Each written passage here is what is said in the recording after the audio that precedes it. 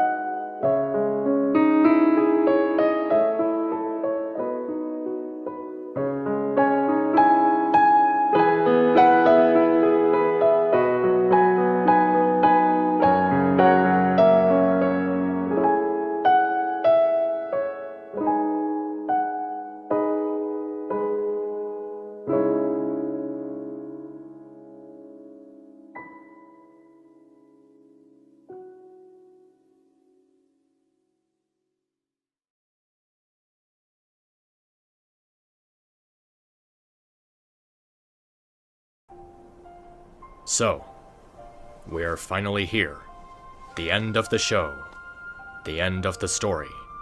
The end of My Little Pony, Friendship is Magic.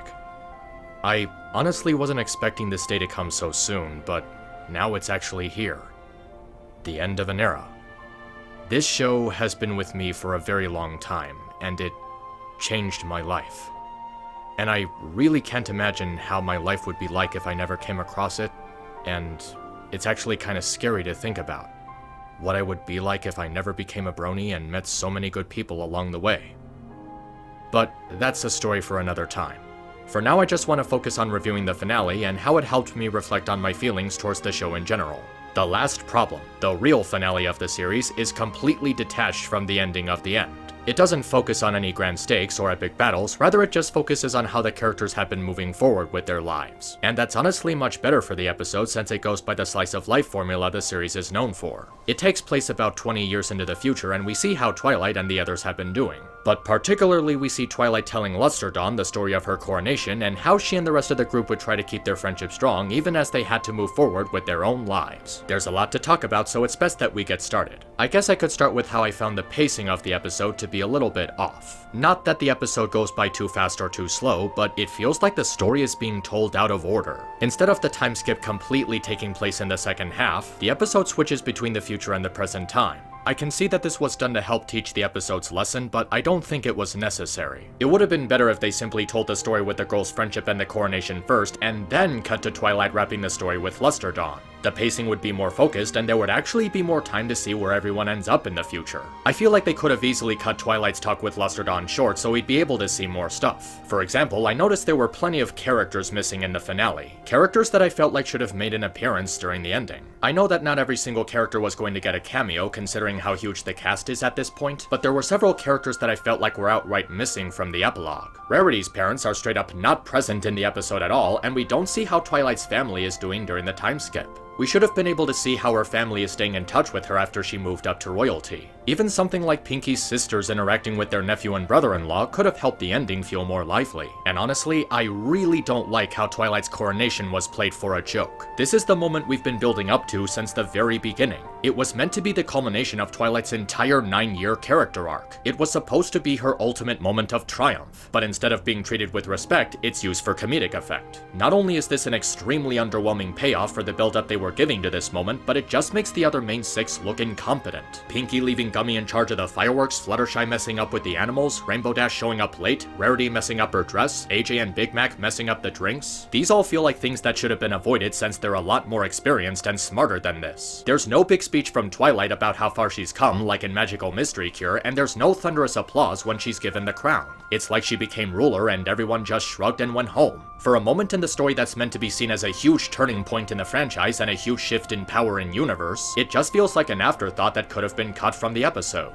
This wasn't needed as part of Twilight's story to dawn because the episode was already doing such a good job selling the lesson about friends drifting apart and moving on. All they did here was force a bunch of hijinks into the story to artificially add comedy to the episode, and it just doesn't work. And I know this is a really minor complaint compared to everything else, but it really feels dumb that they just added bags under everyone's eyes. I mean, the actual designs of the characters are pretty good. I really love how they took the time to give each of the main 6 a distinct look. It makes them feel more livid with separate identities. But man, those eye bags are just not selling it. It's a really lazy design choice to artificially add to how they've been aging physically, and when you think about it, it doesn't even make any sense. The time skip was around 20 years and the main 6 were already in their 20s, so they should only be in their 40s. So how exactly do they look older than their parents? Did they just have their children at a really early age? It would have been much more natural to erase the bags under everyone's eyes and just let the new design stand out as how they've aged. It's more of a nitpick than a legitimate criticism, but it still feels pretty distracting. So I'll admit the finale wasn't perfect and it could have had some improvement, but where it ultimately succeeds is in doing what it set out to do,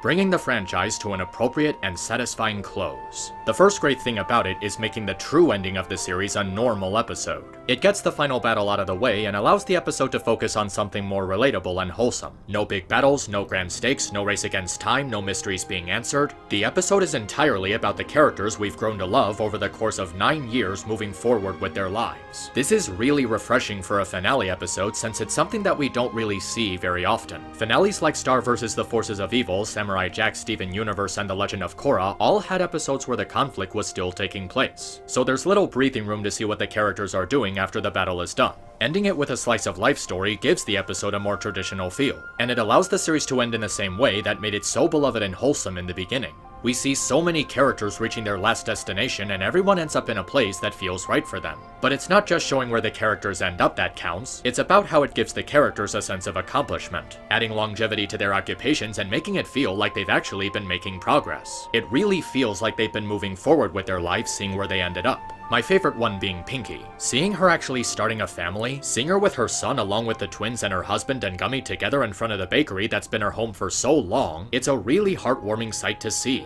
She's really made it to her ideal conclusion and it adds some intrigue to the situation too. You feel curious as to how someone with a personality like Pinky would handle being a housewife and a parent. And it's not just Pinky, but all of the characters. Rarity's career in fashion has expanded worldwide, and she seems to be having an okay time managing all the business she's been setting up. Her designs are known from all over now, with shops overseas and becoming more diverse. It's a really huge step up from the one local shop she owned in the first episode. Dash becoming a Wonderbolt captain shows just how greatly she's risen in her ranks, even replacing Spitfire. She might have started rough, but over time she's demonstrated just how suited she is to be part of the group. She's shown to have moral in her character, which was something that Spitfire was lacking as a leader. It's actually a pretty ideal decision to have her leading them now, as she's much more suited for it than someone like Spitfire who was acting more rash and careless in comparison. There's also AJ, who's perfectly content with running the farm. As for Fluttershy, she was never the type to have a grand end goal given her nature, so she's perfectly happy just living a simple life with her animals. Some people have complained that Pinky being the only one to start a family would result in the others growing up to be sad and depressed. And I gotta ask, why is getting married and having kids a requirement? It's basically saying that marriage and children are absolutely mandatory in order for someone to be happy. I actually know a few people who aren't planning on having families. That doesn't mean they're gonna be miserable down the line. Happiness isn't just about marriage and kids. It's about moving forward, making achievements, and accomplishing things in your life. And that's exactly what the other girls have done. They moved forward with their lives and accomplished the goals they wanted from the start. It's a good way of showing how you don't need marriage and kids to be happy, because they still feel good about what they did with their lives. AJ already has a huge family, and the loss of her parents would probably make the prospect of having children herself not something she's prepared for yet. And chances are Fluttershy sees the animals as her children already. From a character standpoint, seeing the other four where they are now is more than enough of an accomplishment considering how they've been developed and built up over the years. It's a way of showing how you don't need marriage and children to be happy. You just need to set a goal for yourself and follow through with it. And there's plenty of other characters who get a fitting end too. Spike seems very content with his position as advisor and has his future with Twilight fully sorted out. I noticed that there were a lot of people mentioning how they wish they could have explored Spike's actual parents, like where Izek came from or how Celestia got it. And while it is a good question to ask, I ultimately think it doesn't matter in the grand scheme of things. Spike seems to be fully happy with where he is now, and at this point, the whereabouts of his origin don't really concern him anymore. He no longer cares about where he came from or how he got there. What does matter is that Twilight raised him and they both helped each other become the people that they are now.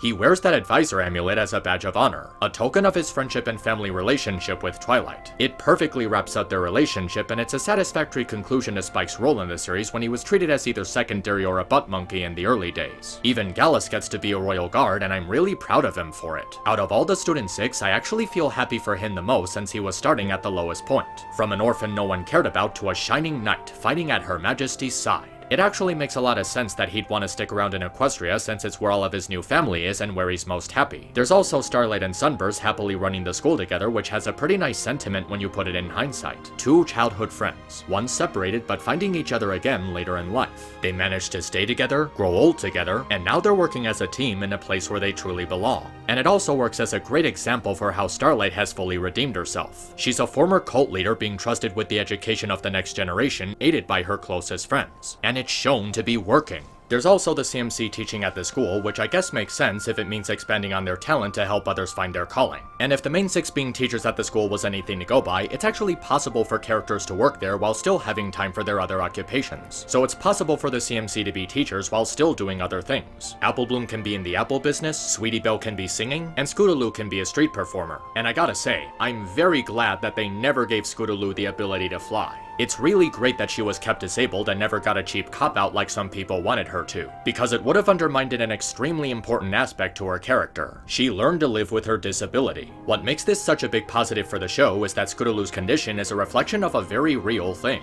It's better to keep her handicapped as it better handles and implements the message to actual handicapped kids. She doesn't care if she ever flies because she knows that as long as she has her friends, she'll be okay. She's long since accepted her disability and has been able to find opportunities in life in spite of her limits. And seeing how she managed to accomplish so much alongside Apple Bloom and Sweetie Belle in spite of her disability is a huge key to her characterization. There's also a bittersweet detail in the scarves the Apple sisters are wearing. They're the same ones owned by Granny Smith and Golden Delicious. The realization of what ended up becoming of them is a real emotional kick to the gut, which would also mean that the other elders like Grandpa Pear and the other Apple elders have passed on too. It's sad to think about, but at the same time, there's no reason to be depressed about it. They lived long and happy lives and they got a chance to see their families grow and their grandchildren find their place in the world. If the elders were there, they'd be deeply proud of them. Admittedly, there's a lot of characters like Diamond Tiara, Silver Spoon, Derpy, and Flurry Heart whose resolutions had to be done in the background. But it's understandable since there's a lot of background characters in the show already, and putting any focus on them would have probably been a distraction from the story. But if anything, I'm actually really glad that Lyra and Bon Bon actually got married. Personally, it wasn't really much of a surprise since I could see it coming from a mile away, but it's a nice feeling to see them together. And it's a really good victory lap for fans who've been sticking by them for years. Even the world-building elements have an interesting little touch to them. In the intro where Spike appears, he references how he's been having a difficult time managing peace between the Diamond Dogs and the Obsidians, who are actually the Anthrocat species that Capper from the movie was a part of. Not only do we see Spike's progress in his job, but we also see how the movie and its prequel comics play a part in the show's canon. It's a tie-in that fits properly into the way things have changed since Twilight assumed the throne, and it's a background element that helps play into what makes the setting of the episode so interesting. We actually get to see the changes made to the world of G4 since Celestia and Luna stepped down. Canterlot has been expanded, foreign creatures are more welcome, ponies are shown interacting with dragons, Kirin, griffins, changelings, yaks, hippogriffs, and the like. I also took the time to look up Canterlot on the wiki and saw how Lauren Faust's design of Canterlot was actually inspired by Minas Tirith in the real world. With the way Canterlot looks now, it actually looks much closer to Minas Tirith than before. It actually feels like the passage of time has had an effect on the capital, and it helps to make the passage of time in the show in general feel more real. The world of G4 is still evolving and progressing, and it also makes way for interesting ideas of events that may have occurred during the time skip. What helps to make the time skip work is that it's done in a way that doesn't make it feel disconnected from what's come before. There's enough open space between the present and the future that it's possible to imagine how things got this way. It's a time skip and future setting that fits together, and it offers hints to events they didn't have time for given the focus of the season. And Twilight, who began her story learning from Celestia about the importance of friendship, is now passing on the torch to the next generation. She's maintained peace and harmony across the land, ruling with the same kindness and wisdom as her mentor did. One thing that I was really impressed with was that making her look like Celestia was actually done as a nod to Lauren Faust herself as opposed to just making her look like a clone. I know that a lot of people have had knee-jerk reactions to this because of how obvious the design choice was, but what's really worth appreciating is its background. Lauren Faust actually did a sketch of how Twilight would look as a future princess, and it's a pretty well done sketch. And this actually pays tribute to how Lauren Faust was the original mind behind the character designs. It's a way of showing how the current staff are still acknowledging her in some ways. By making Twilight into this model that Faust originally put out, it shows how her design actually came into fruition by the end of the story. Even if she's not part of the show anymore, she still got a victory lap. To think that the staff did this as a nod to the one who started it all and giving her what she wanted in the end, it's a really touching sentiment. Seeing how some form of her original vision that she had for the show still got in there was really satisfying, and a lovely homage. And in some ways, it also works as a narrative tool. It began with Celestia sending Twilight to learn about friendship, and now she's taking after her mentor and passing the mantle down to someone else. The student became the teacher, and this was probably the best way they could have shown it while being respectful to Faust's original vision. And by making Twilight look like this as a nod to Faust as opposed to actually representing her age, it helps to reassure the idea that Twilight isn't going to outlive her friends. Florrie Hart was clearly shown to age during the time skip, and Cadance aged regularly alongside Shining Armor despite becoming an alicorn at a young age. The show has never actually stated how alicorn immortality is something that's canon, and just seems to mention how Celestia and Luna are long-lived. Perhaps Twilight will continue to rule for 30 more years, then retire alongside her friends, even find a suitable successor to the throne. Ultimately, being Celestia's successor is the right spot for her to be at the end of the series. It's a widely known fact that making Twilight Celestia's successor was always part of Lauren Faust's original plan, and seeing it become a reality is a huge homage to what she envisioned. And it still works even outside of that. Celestia had always seen great potential in Twilight from the very start, and she knew that someone as promising as her would make a great leader when the time came for it. It's what she was grooming Twilight for all along. And with all the experiences that Twilight has had over the course of 9 seasons, she would know enough to rule Equestria with the help of her friends. Her ascension to the throne had logic to it, and was an expected way for the series to conclude. And it actually fits the way her character was developed. They didn't just make her into a Celestia clone since Celestia didn't have friends to help her rule. And she still has her own drives and ambitions that aren't solely defined by her friends. And it's neat to see her story concluding with a bookend-style ending as she's really following in Celestia's footsteps. Luster Dawn is admittedly a bland, generic character, but it's justified by what the story is actually about. Changing friendships, coping with major changes in life, something that the main 7 would be faced with as time went on. They had to allow things to change and evolve naturally, and Twilight teaches Dawn how friendships don't end just because the friends don't live near each other. She acts as a fill-in for the viewer, which works as an allegory for getting the message across to the target audience. And it's also a nice message to send to older fans who made friendships and connections through their love and discovery of the show. Luster Dawn and her friends function as branches of the line of success formed by the main 6. They don't really need to be fleshed out as more prominent characters since they demonstrate the progress of the Friendship Council's work. Not every character needs main character level focus in a specific episode. They're more like extensions of the show's universe, helping to give it authentic life. And what makes it even sweeter is all the little hints that Twilight has truly passed down the torch. The way she snuggles with Celestia during the prologue and epilogue is rather similar to the way she snuggles with Dawn in the final scene. It's a visual sign of how things have truly come full circle for the characters of G4. Their time has passed, but they can still guide the youth of this new generation. Twilight was sent to learn about friendship, and now she's sending Luster Dawn to do the same. It's not just the end of a generation, but the very heart of the franchise. MLP was about the journey from someone who didn't understand friendship, to someone who learns about it, to someone who represents it, to someone who eventually teaches it to the next little pony who doesn't understand its value. It's a very impressionable and heartwarming way to end the story. An epilogue where it truly feels like the characters work for their happy ending instead of it just being given to them. Overcoming all those obstacles and struggling through all those conflicts, and in the end they reach their ultimate goal, which is incredibly satisfying. It's a wholesome conclusion that hits so many notes in just the right way. Another great thing about the episode is its moral. Learning to say goodbye to friends, how they may drift apart but they'll still care about each other, keeping each other in their thoughts years later. A lesson about how you'll go separate ways but you'll never forget about each other or how much you love one another.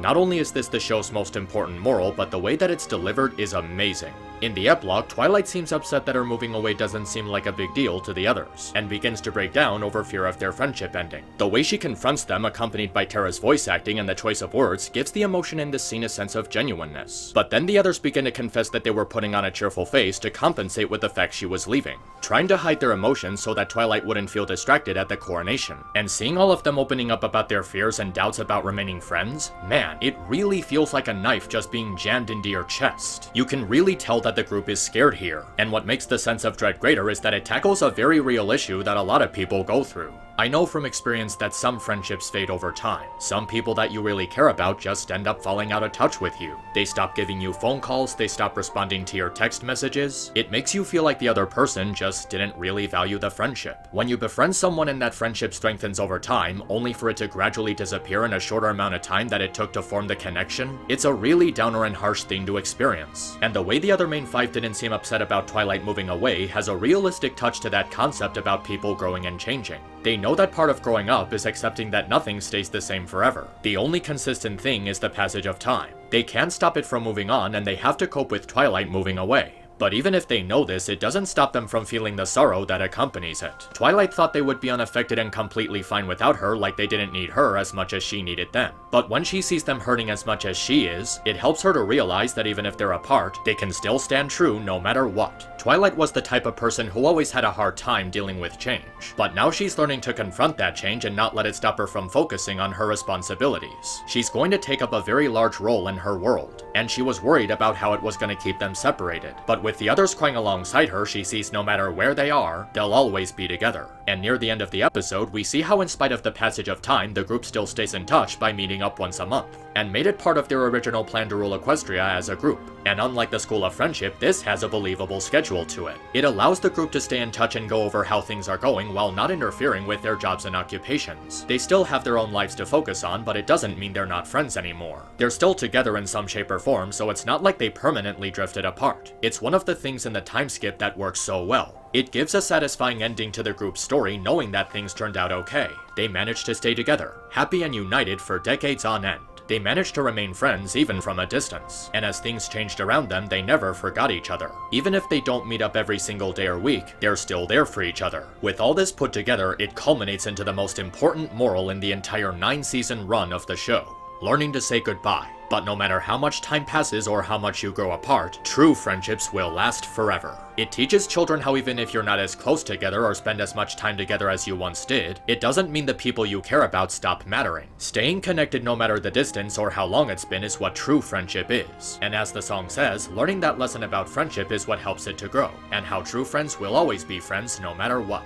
One unfortunate fact about a lot of adult fans of the show is that they tend to forget that My Little Pony Friendship is Magic is and always has been a show made with kids in mind. Sure, it's a show made for anyone that anyone of any age can enjoy, but it was primarily made to teach children life lessons about social interaction and relationships. And this is a really important lesson for children to learn. The last episode was ultimately about dealing with change, changing friendships, moving on, moving forward, and accepting how things change and evolve over time. And while some friendships do fade over time, others don't have to. You just need to find a way to hold on to each other like the main 7 did. All you have to do is put flexibility into the solution. The show's last message is that in spite of life's changes, friends can still be together if they're willing to put in the work to do so. Leaving Ponyville for Twilight was like leaving her home and all the friends she made behind. It feels difficult at first, but she knew that her friends would always be by her side no matter what. As the pony who didn't want her friendships to end, she came to realize that going back to Canterlot wasn't the end, but merely a new beginning for them. Looking at Twilight's first and last friendship lesson back to back, from deciding who to give tickets to a gala for to parting ways with friends while remembering your love for them, it's actually mind-blowing just how much has happened and how much has changed in the show over time. It makes you feel proud of Twilight, and how all of her accomplishments felt so profound over the years. For the core message we've had throughout the show, it was great to see these characters get a wholesome and happy ending as opposed to a bittersweet one.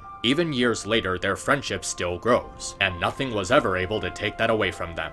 And then, just when you thought it couldn't get any more heartbreaking, it zooms out to reveal that the series concludes with the same book that opened 9 years ago closing. It leads into the great twist of the show. All this time it was being told as a story, with us the audience reading the words written into its pages. Some have mistaken this as an error since the book was initially shown as the story of the 2 sisters, but when you look back at the pilot scene, there's actually a flash of white just before the narration begins. This way, it can still be seen as the story beginning with Twilight researching the 2 sisters, and ending with Twilight and her friends passing down their knowledge to the next generation. It also plays into the words of a rather old Chinese quote: "When you come to the last page, you close the book." And when you look to the left, you can make out the word FiM written in the last page, letting you know that this is in fact the end. They closed out the series in the same way it began, much like Ed, Edd and Eddy did with its pilot episode and the epilogue movie. It started with the book opening, and it ended with the same book closing after all these years. Finishing it off like this was so perfect and incredibly heartwarming. It's poetic and a marvelous way to end such a huge cultural icon. It even has a clever setup with a shot of the main seven standing together in the twilight, symbolizing how they're all living in a new world ruled by Twilight herself. This isn't just an amazing way to end the tale of My Little Pony Friendship is Magic, it's a tribute to Lauren Faust's vision by bringing to life the cartoon that she always wanted since she was a young girl. That last shot just has an amazing impact all its own. It was animated, paced, and directed perfectly. The sun setting down behind our heroes one last time. The end of the day, the end of the show, the end of an era. A symbolic and meaningful way to lower the curtain on the series. This, along with so many other things in the epilogue, shows how the staff truly cared about the show and its property, to give it an actual finale that captivates a lot of the series' strengths. And I gotta say, it's actually pretty heartbreaking to see the main six grow old like this. Seeing the characters we grew up with for 9 years who helped cheer us up and teach important lessons growing old like this is a really bittersweet feeling. But I guess it's better than just keeping them the same age forever like The Simpsons. For kids that are 9 or 10 when MLP came out and are currently going to high school or graduating who grew up with the show, it feels like the right time to end things. 9 years is actually pretty long for a cartoon, and a show based on a toy line wouldn't have lasted 9 seasons if it wasn't this good. And when you put it all together, this episode was the perfect goodbye to fans and viewers of the show. A fitting end to a 9-year journey, giving the show a proper conclusion and not ending abruptly. Every single detail comes together in the end, culminating into one of the best finales to a children's cartoon ever put to television. The last problem may have its flaws, but it still succeeds in providing a sound conclusion to MLP. There's still a few other things I want to talk about regarding the finale, but for now, I wanted to talk about this portion of it since it resonates the most meaning. It tells a sound story while tying up all the needed loose ends, and it just feels like the right way to end the series. But at the same time, it feels like losing a close friend or a family member, or a piece of your soul. It's like you knew the show was going to end at some point, but now it's actually over. So much has changed in the last 9 years, and it feels like it just went by in the blink of an eye. It's really bittersweet, and it's left a hole in my life that'll probably never be filled back up. But I don't want this to end on a sad note, because I'm not quite done talking about the finale just yet. So stay tuned, because there's still plenty more of My Little Pony Friendship is Magic to come. Until then, stay gold. Bang.